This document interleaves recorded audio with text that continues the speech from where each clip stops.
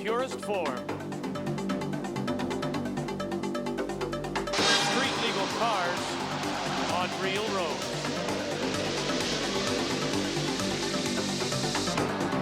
It's a flat-out race against the clock.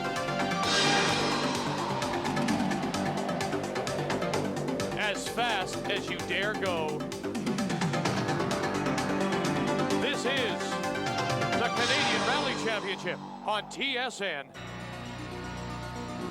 And hello again, everyone. Vic Rowder along with Paul Chater as we bring you highlights of TSN's coverage of the Canadian Rally Championship.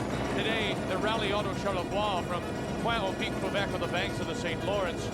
And gathered are some of North America's top rally drivers preparing for a grueling 460 kilometers, 18 stages, Paul. And as these drivers prepare, they are all talking about North America's greatest rally driver, John Buffum, 11-time U.S. champion, entered in his four-wheel drive Audi. He'll certainly be a threat to win and definitely a treat to watch. The Canadian Rally Championship on TSN is brought to you by Michelin, because so much is riding on your tires. And by Aerofoil, a visibly superior wiper blade. As John Buffum gets set to attack the first stage, Le Manoir, staged in front of Le Manoir Richelieu. John Buffum behind the wheel, and in the scary seat, his co-driver, Jeff Becker. Vic, we have to watch them closely. This is a pavement stage. It's downhill. Rally drivers are used to gravel. The ones who are the neatest on these street tires on the pavement are the ones who are going to post the fastest time. And all the cars leaving in 1-minute intervals, and it's based on the top seed, so it is Buffum first, as we say, through the streets of Pointe-aux-Pitres. Now watch this, out the front of Buffum's car, very tidy. He's attacking this like a racetrack. He's not sliding the car too much, but he's got his foot right in that throttle. Remember, he's never seen these corners at speed before. This is an amazing feat. He may have a bit of an advantage here as we come up to the split time, Paul, 32 seconds flat. Let's remember, John Buffum knows all about pavement. He's a former Trans Am champion before moving to rallying. And he's used to high-powered Trans Am cars. In this Audi, 350 horsepower out of a 5-cylinder engine, 5-speed box. Look at how tidy he's coming over the railroad tracks through the hairpin, charging towards the finish line. He's been very neat. And there's the whistle. 54 seconds. That's the time to beat. As Buffum is the first car here in this Rally Auto Charlevoix on TSN. As we mentioned, this through the streets here of Pointe-aux-Pitres, Quebec, not far from Quebec City, north in the Laurentian Mountains, and they line the streets and love every minute of it. And the next team up are Canada's 1992 production GT champions, the overall Canadian Rally champions, the team of Tom McGeer and Trish Sparrow, and looking very good, Paul, as if they might win another championship driving their Subaru Legacy. They have teamed up to win the GT class in 4 of 6 rallies so far this season. They are definitely the dominant GT team in this championship. But Tom is not as used to pavement driving as John Buffum. He's a rally driver. He's used to the dirt. Watch him now as he comes through the turns. There's a lot more play in the wheels. He is sliding the car. He does a little pendulum effect, which we'll explain when he gets onto the dirt. We can see the outside of the car a little more clearly. But watch him now coming into the hairpin. Watch the split time. Buffum did a 32 into the hairpin. He locks up his wheels. 31.37 of a second quicker than Buffum to this point. That's amazing. This car has almost half the horsepower of Buffum's Audi. Exactly. He has 200 horsepower compared to the 360 in that Audi of Buffum. Over the tracks, gets a little wobbly, now pushes it to the outside and heads down towards the finish line. Well, watch the time to beat is 54 seconds set by Buffum, 55. He's a second slower. He lost it in the last half of this course. We could see his hands moving back and forth of the wheel much more. He was scrubbing off speed. Now this is some car. This is the Carl Merrill and John Wickens, their Ford Escort Cosworth RS. It is the only car of its type in North America. 400 horsepower, turbocharged, 4-cylinder Ford, and this is what you see in Europe. The only way to describe this car, Vic, is to call it a weapon. It's got a 7-speed gearbox. It's a $250,000 rally car. Now, watch his hands on the wheel. He's got so much horsepower that the car is actually difficult to control on pavement. He's trying to contain it. It's like a thoroughbred race out course. It just wants to go. But we'll have to see how he comes through the hairpin. 31.2. He's a little slower than the previous much under-horsepowered car that was out on the circuit. Watch him now, downhill, coming into this tight hairpin over the railroad tracks. Watch his hands on the wheel. Very steady. but a big slide coming out. You don't want to do that too much on the pavement. Now you think that's going to cost him time. We'll see if the 7-speed, no, look at this, he picks it up, and his co-driver, John Wicken, says, get away from the rail, will you, Carl? Get away. And right now he is tied with his mentor, John Buffum. The next car up, the Eagle Talon TSI of Yves Barbe and Gilles Paul, another of Canada's top production GT teams. And they've got a chance, despite the horsepower we saw in the Escort. This kind of stage requires really tight precision, and it's downhill, it's not that long. Oh, look at this. The split time is 31 flat. This is the fastest yet, including open class, the Audi, and that great-looking Ford Escort. Look at this Eagle Talon, another four-wheel drive car. As I was saying, it's a short stage, so the time differences are going to be very short as well. As he comes over the railroad tracks, you notice how tight he is. He keeps his hand on the gear lever. He doesn't put both hands back on the wheel. That's confidence as he heads down towards the edge of the St. Lawrence. And he comes in at 54 seconds flat. So we have 3 cars now, all tied for the lead at 54 seconds. The youngest driver in Canadian rallying, Jean-Sébastien Besner, and his co-driver, Brian Maxwell, in their production GT Subaru, are up and vying for a novice championship. Maxwell, a veteran, won championships in 88 and 92 in the less powerful 1750 class. Now, this is a 1991 Subaru Legacy, four-wheel drive, again, another 200 horsepower car.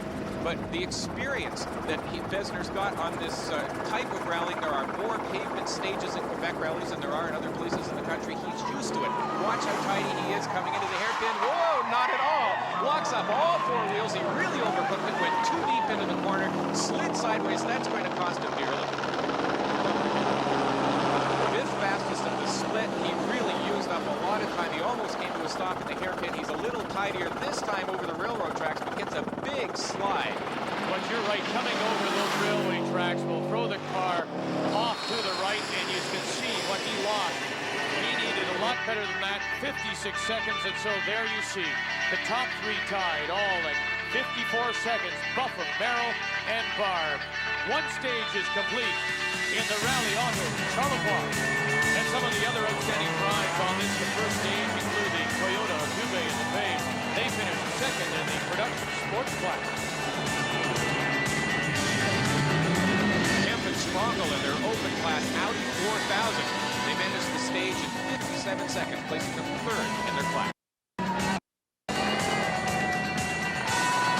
And the Honda Civic of Steve Walkington and Lisa Pelling, who were third in the production 1750 class, showing some style and also, whoa, hold on, entertaining the fans. Get going, get going. Hello there. The winners of the production 1750 class in their Suzuki were Walter Peterson and Harry Cressy, who managed the stage also in 57 seconds.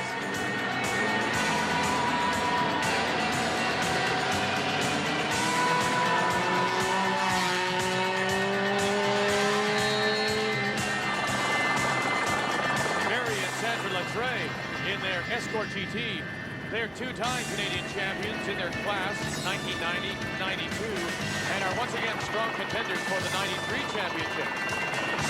And Paul Berry and Sandra are giving up this class, the 2-wheel car, the Escort GT. They're going to try 4-wheel and the Eagle Talon in their next event. And the Mazda 323 of Gilles Pellois and co-driver Patrick Bourque found a slightly different line through the hairpin, almost collected that fence to the light of the fans on the corner. And as the team prepares for the first of our gravel stages, they take off the pavement compound tires, replace them with the Michelin M4 gravel tires. It'll be a battle between the 360 horsepower Audi of John Buffum, the 400 horsepower Ford of Carl Merrill.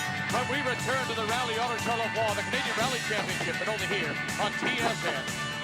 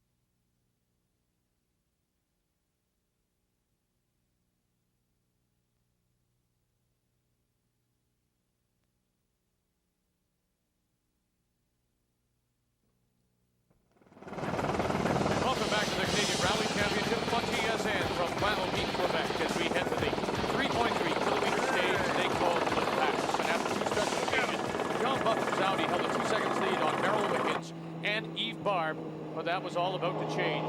With Buffum and co-driver Jeff Becker leading, they fell victim to some mechanical problems. Yeah, we started the first gravel stage. Everything seemed fine on the little asphalt ones, and we went about 100 yards, and heard a bit of a noise in the transmission, a bit of a whine. Then another 100 yards, bang!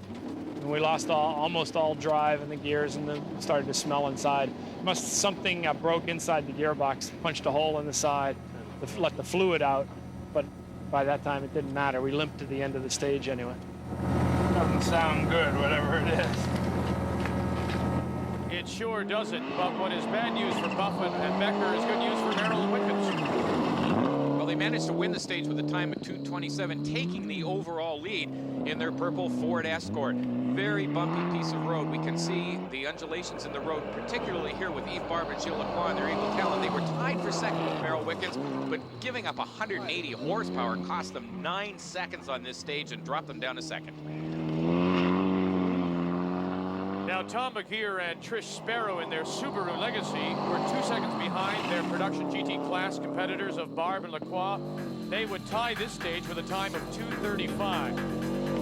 Now, rallying more than any other form of motorsport requires the skill of two drivers. The driver and the co-driver rely on each other to win a stage, and today, Trish Sparrow explains the role of the co-driver. Basically, we have here a TerraTrip rally computer, which I use to calculate time and distances. The co-driver's job mainly is to make sure we arrive at the stage starts on time, so there's a clock which counting down seconds here, and then there's also a 2-interval distance. This one I leave continuously, so it's calculating total distance of the rally in each section, and this one you can zero by pressing this button, and it will zero at every corner or every intersection if you wanted to have just an interval distance. And this display is just a speed on the stage. It will show your average speed that you're doing. Keeping track of the average speed and the time on any stage are critical to a team's success, but the main role of the co-driver to navigate the driver through the rally. So the real question is, how do you know where you're going and where you are at any particular stage of the rally? The route book is made up of transits and stages. The transits are the portions where you're just driving on public roads, normal speeds, and they have a mileage, both cumulative and non-accumulative, and a tulip diagram, they call them, which is an aerial view of an intersection. So we would be entering this intersection at the dot and leaving at the arrow. So this is straight through a 4-way intersection. This would be a bare left. And you just follow the route until you arrive at the stage start, which they show by a little flag. And this is the part where we're driving at speed. They count us down from a stop board, which is just after the start line indicated here. And these are the instructions on the stage. Anything that would be dangerous or a difficult or a change of road is marked in the book. And that just follows right through to the flying finish. And fly they do, Paul. The L30 designation on the tires means that coming up, it's a high speed and it's gravel. John Buffum hangs up his driver's gloves and picks up his work gloves, helping to prepare the Wickens Merrill car, a car that he helped to build himself. They are overall leaders, fighting off the challenge of the Canadians here at the Rally Auto Charlevoix as they get ready for the next high-speed gravel stage.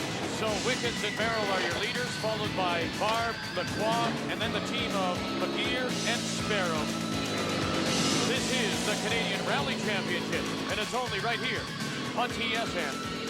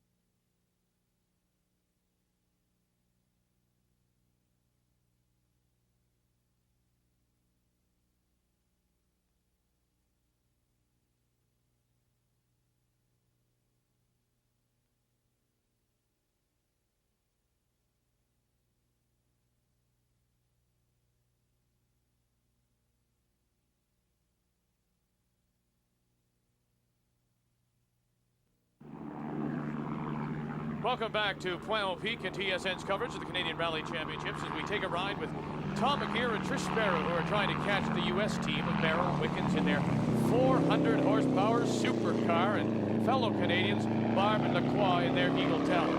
A second place here would be enough, though, to guarantee them another Canadian production GT championship. And this is the Saint Croix stage, 5.42 kilometers, some very high speeds, very loose gravel as we ride along with McGeer and Sparrow, averaging 108 kilometers an hour. Look at how sideways he gets in that bend. He has got it in 4th gear, his foot right down on the throttle. Look at these long straights. You really can't tell that how fast he's going here, but watch those trees whip by. He's coming up to a left-hand bend now. Watch him throw the car in the opposite direction a little bit first, and then a nice big slide. He doesn't get it too close to the edge because he doesn't know what's around that corner. And did you see the split time, Paul? 1:39.3, which puts them in first place. It really does take great teamwork. When we're on a special stage, Trish is telling me when the corners are coming up. She's counting down the corners, the instructions, and warning me when the corners are coming. So it helps me that I can keep the maximum pace up until the spot where I have to slow down. And also, if we do stages more than once, we can note the stages as we go through the first time, and any bad corners or any things that we go too fast, where we can make up time. She can spot those things, and the second time through, we can usually shave off a few seconds. And shave off a few seconds, that's exactly what they're doing. Again, got to point out here, they never see the stage before they drive it. Imagine how much courage it takes at this speed.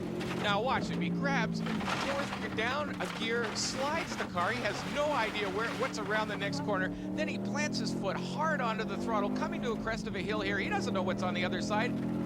Does he lift off? Not a tick. There's 160 kilometers an hour on a gravel road. Now we should point out as well, if they repeat the stage, and sometimes they do because there's not enough road to use, the co-driver can make notes so they can, at least improve it. But look at this, how they find the apex of every corner. Now up over the line, down to the hill, and boom, by. Fastest car in this stage, good time. Now let's watch from the inside with Barb and Lacroix. Here's a 4-wheel drive Eagle Talon.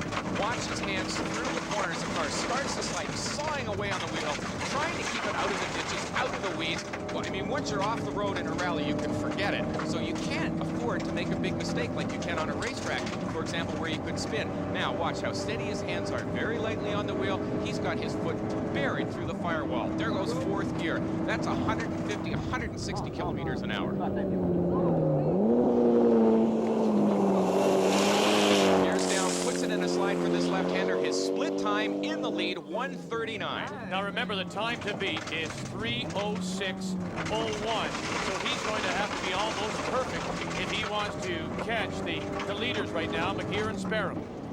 Now we just saw the key to being cool. He's not hanging on to that steering wheel like he's hanging on for dear life. He's very light on the wheel. You've got to keep the car dancing through the corners. It wants to float across the gravel anyway. So if you're hanging on tight to it, you can't make those fine adjustments. Look at how quiet his hands are on the wheel. He grabs down a gear, watch him slide it through. Oh, big overcorrection. That's going to cost him a lot. He got the car swinging back and forth in the middle of the turn.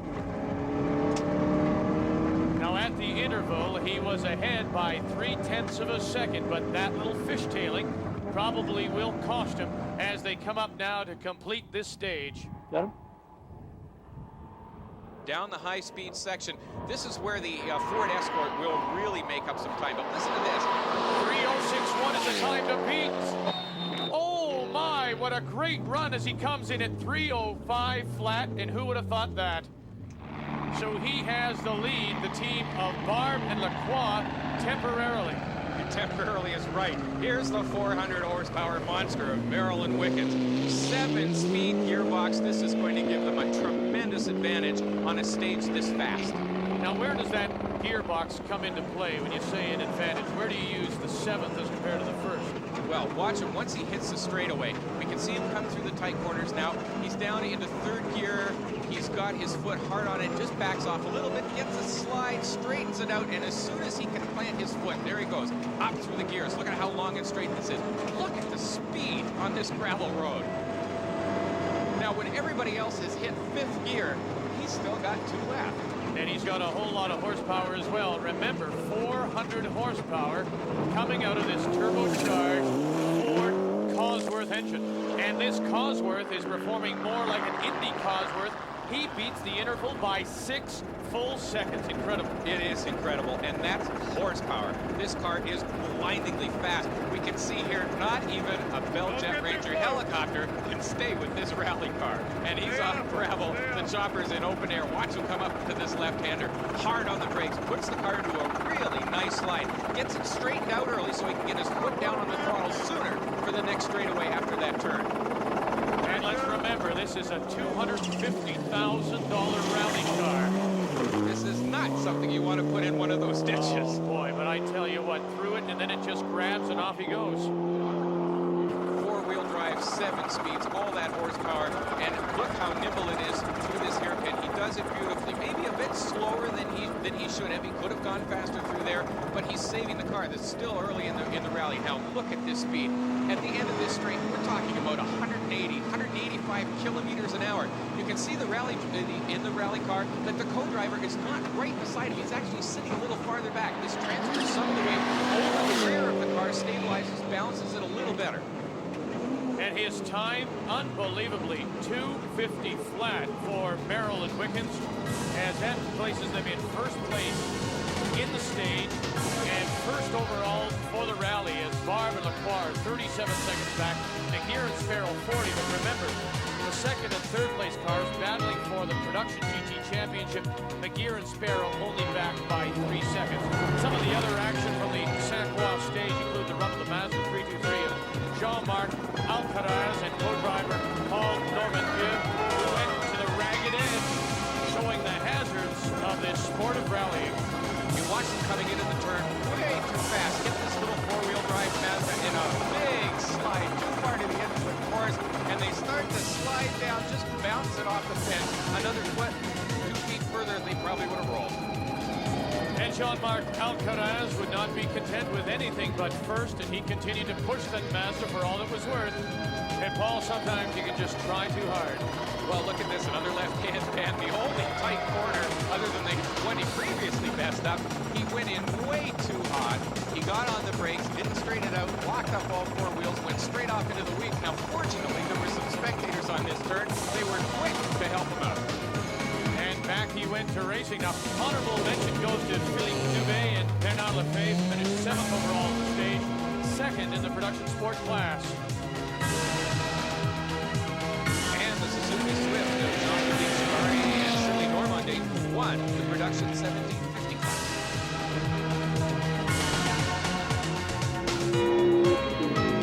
The team of Yvan Joyal and Raymond Cadieux, who brought their Toyota SR5 in 5th overall and 1st in the production sport class.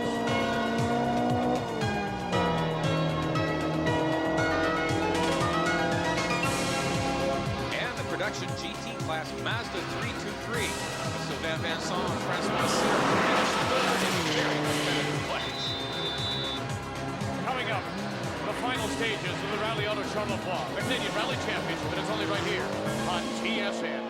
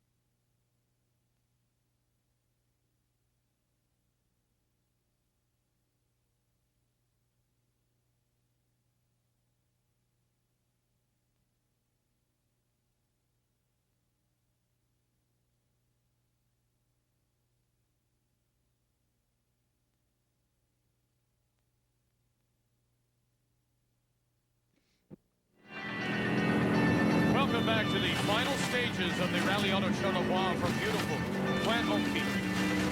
As the sun began to set, it became a fight for 2nd overall and 1st in the production GT class, with McGeer Sparrow trying to make up time on Barb Lacroix. Running even from stage to stage, it was the superior night driving of Tom McGeer that the team relied on, hoping to win the production GT class on the way to a championship. Now you've got to enough during the daytime, but at night, even more so. Well, in the daylight, Vic, when you're coming to the crest of the hill, you watch the top of the trees far ahead to get an indication of which way the road goes. In the dark, you don't have that luxury. You're really driving off the headlights. Now, McGear and Sparrow were so strong at night, they were able to post overall wins in the final 3 stages to ensure second place overall, a production GT class win, beating Barb Lacroix by 4 minutes. You can see how little you can see in the dark. You've got exactly what's directly in front of you. You can't see as well around the turns. The driver's eyes are already trying to reach past the headlights around that corner. And it's almost impossible to go as fast in the dark as it is in the daylight. But you can see those driving headlights, the added lamp power that all the rally cars have. Now, the overall win went to Carl Merrill, John Wickens, and the Ford Escort Cosworth, who held on to win by a scant 35 seconds and celebrated to the delight of the fans, winning his 3rd rally in a row. So that $250,000 car pays off for Merrill and Wickens. Chris Sparrow, Tom McGear finishing 2nd overall, 1st in class, wrap up the 93 Production GT Championship for a 2nd year in a row in their Subaru legacy. With a well-earned champagne after a long, hot day. And they edged out Barb and Lacroix in the Eagle Challenge, 3rd overall and 2nd in the class. I thought McGear was going to catch me. Yeah, because they were less than a minute 2 stages from the end. Yeah, we were running with just a rear-wheel drive car. I'd lost my viscous coupling, so my front wheels didn't work. Doesn't seem to slow you down. Oh, a little.